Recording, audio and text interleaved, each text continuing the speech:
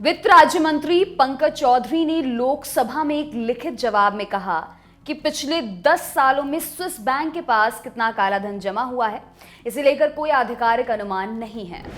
पंकज चौधरी पिछले 10 वर्षों से स्विस बैंक में जमा काले धन और इसे वापस पाने के लिए सरकार द्वारा उठाए गए कदमों के बारे में पूछे गए एक सवाल का जवाब दे रहे थे। चौधरी ने कहा कि सरकार ने हाल के वर्षों में विदेशों में जमा काले धन को वापस लाने के लिए कई कदम उठाए हैं।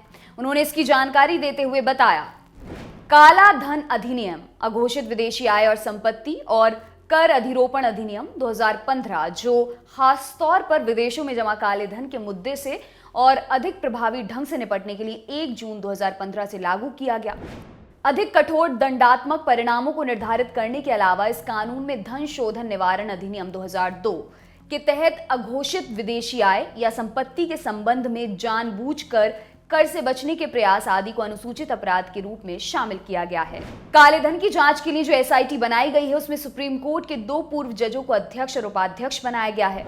दोहरे कराधान से बचाव समझौतों और कर सूचना विनिमय समझौतों के अलावा बहुपक्षीय सम्मेलनों के तहत सूचनाओं के आदान प्रदान को सुविधाजनक बनाने और बढ़ाने के उद्देश्य से विदेशी सरकारों के साथ सक्रिय रूप से जुड़ना, टैक्स चोरी से निपटने के लिए एक बहुपक्षीय व्यवस्था यानी कि मल्टीलैटरल रिजीम बनाने में भारत भी बड़ी भूमिका निभा रहा है। ये व्यवस्था AXI यानी ऑटोमेटिक एक्सचेंज ऑफ इंफॉर्मेशन के नाम से जानी जाएगी। इसके जरिए फाइनेंशियल जानकारी का आदान प्रदान किया जाएगा। कॉमन रिपोर्टिंग स्टैंडर्ड पर आधारित ये AXI साल 2017 से शुरू हो चुका है। इसके जरिए भारत उन भारतीयों के खातों की जानकारी ले सकता है जो दूसरे देशों में रहते हैं।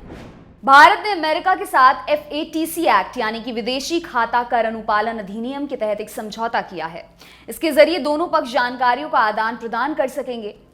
लोकसभा में एक और सवाल पूछा गया। इस सवाल में विदेशों में काला धन जमा करने या कर चोरी करने के आरोप में गिरफ्तार और आरोपित लोगों की संख्या के बारे में पूछा गया था।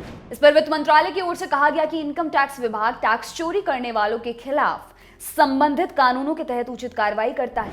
इन कार्रवाइयों में तलाशी, सर्वे, पूछताछ, आय का आकलन, टैक्स की वसूली, जुर्माना और आपराधिक अदालतों में केस दर्ज कराना भी शामिल है। आपके लिए तमाम जानकारी लाए हैं हमारे साथी वरुण। मेरा नाम है दिव्यांशी। देखते रहिए दी लल्लन टॉप। शुक्रिया।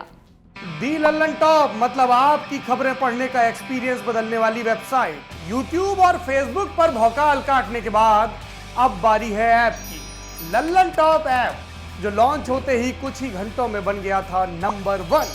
प्ले स्टोर से एंड्रॉयड ऐप इंस्टॉल कीजिए और जुड़े रहिए लल्लन टॉप खबरों से।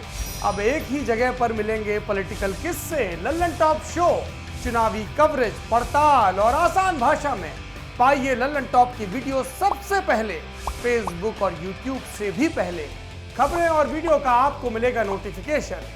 बड़ी खबर हो या फिर हो किससे, सब आपके फेवरेट सेक्शन आपको हैं बताने। इतना ही नहीं, क्रिकेट मैच का स्कोर और इलाके में मौसम का जोर भी जानिए। आज ही गूगल प्ले स्टोर पर जाइए और दी लल्लन टॉप ऐप इंस्टॉल कीजिए।